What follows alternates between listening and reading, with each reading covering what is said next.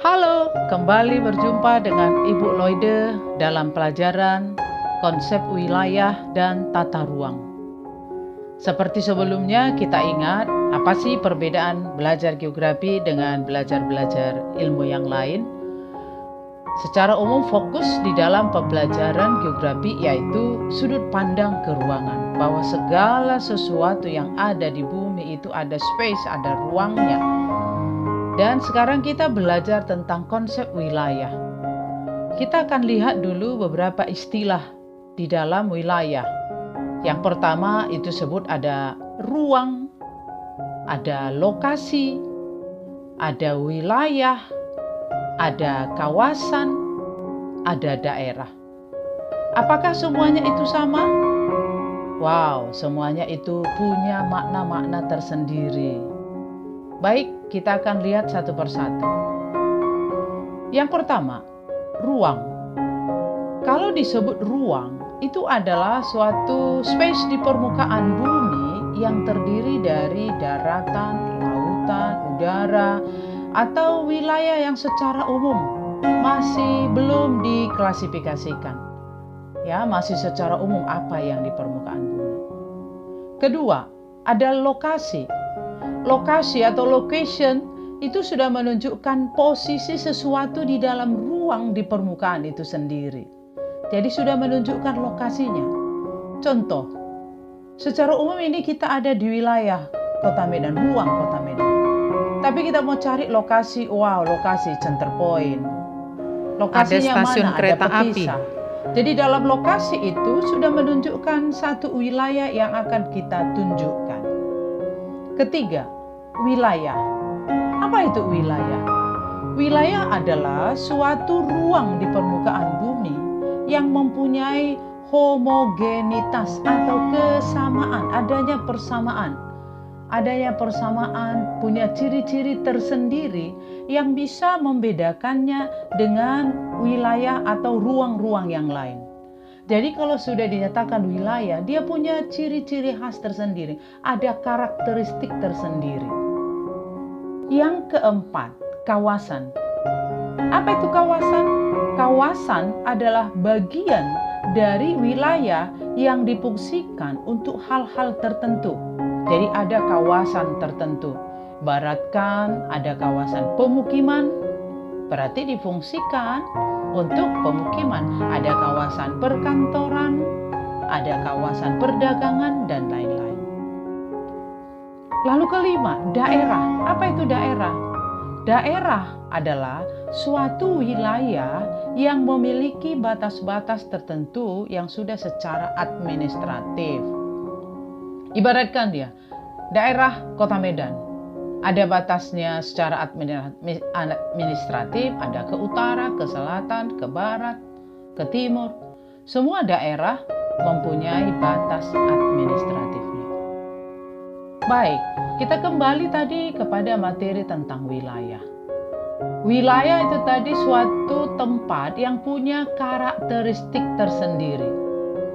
Jadi ada sifat-sifat karakteristik tersendiri. Ibaratkan, kita nyatakan daerah daratan, gunung punya sifat karakteristik tersendiri. Berarti dia daratan yang punya relief berpuncak-puncak. Itu gunung. Lalu kalau daerah lautan, ini karakteristiknya secara fisik, ada perairan, ada pantainya, ada gelombangnya. Lalu kalau kita perhatikan, apa sesungguhnya yang membedakan suatu wilayah atau aspek geografi yang membedakan suatu wilayah? Aspek di sana ada dua dalam aspek geografi seperti yang Anda ingat sebelumnya, yaitu ada aspek fisik, ada aspek sosial. Contoh, gunung kita lihat dari segi aspek fisik. Kalau dinyatakan gunung, yaitu adalah suatu daratan yang sudah mempunyai relief yang tinggi, yang berpuncak-puncak, morfologi yang tajam. Kalau dataran berarti dia morfologi daerah darat yang datar.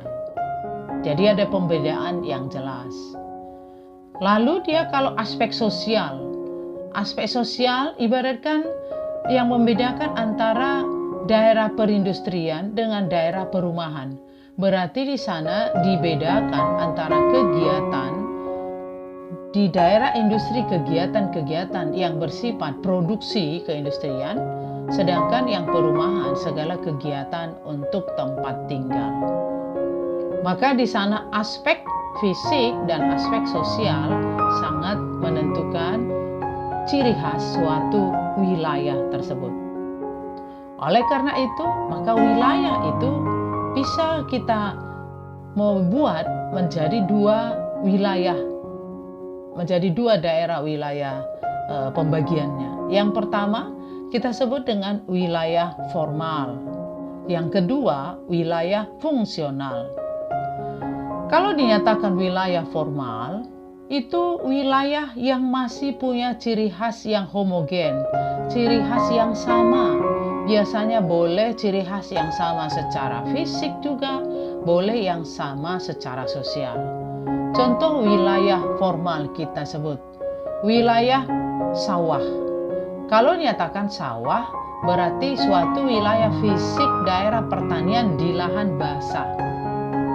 Sedangkan kalau dinyatakan tegalan, berarti suatu daerah pertanian di daerah wilayah fisik daerahnya tanah kering.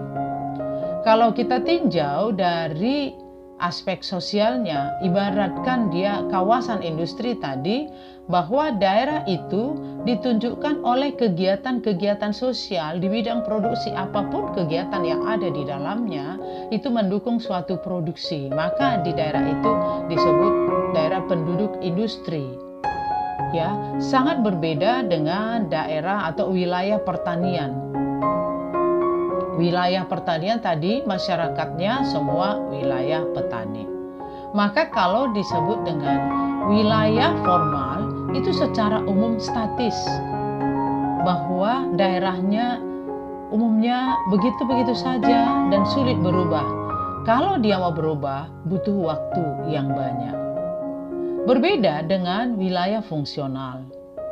Wilayah fungsional, wilayah yang ditandai dengan interaksi antara berbagai komponen atau punya wilayah induk dengan wilayah-wilayah di sekitar yang mendukungnya. Ada interaksi antara satu wilayah dengan wilayah yang lain.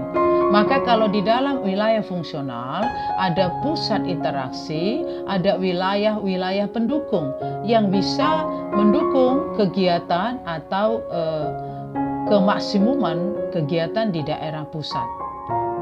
Contoh, Kota Medan sebagai wilayah fungsional mempunyai interaksi dengan wilayah-wilayah di belakangnya, wilayah pendukungnya seperti Binjai, seperti Lubuk Pakam, Belawan, Pancur Batu, dan lainnya. Tetapi di dalam wilayah fungsional, karena cepatnya perkembangan interaksi itu, maka bisa saja cepat berubah wilayah, muncul daerah-daerah yang baru di dalam wilayah fungsional tersebut. Ibaratkan kita melihat daerah kawasan Ring Road itu sudah menjadi satu daerah yang cepat berkembang karena perkembangan interaksi antara Kota Medan dengan daerah Binjai. Jadi muncul satu daerah yang baru. Maka kita nyatakan bahwa wilayah fungsional itu tidak statis, dia cepat berubah sesuai dengan perkembangan wilayah tersebut.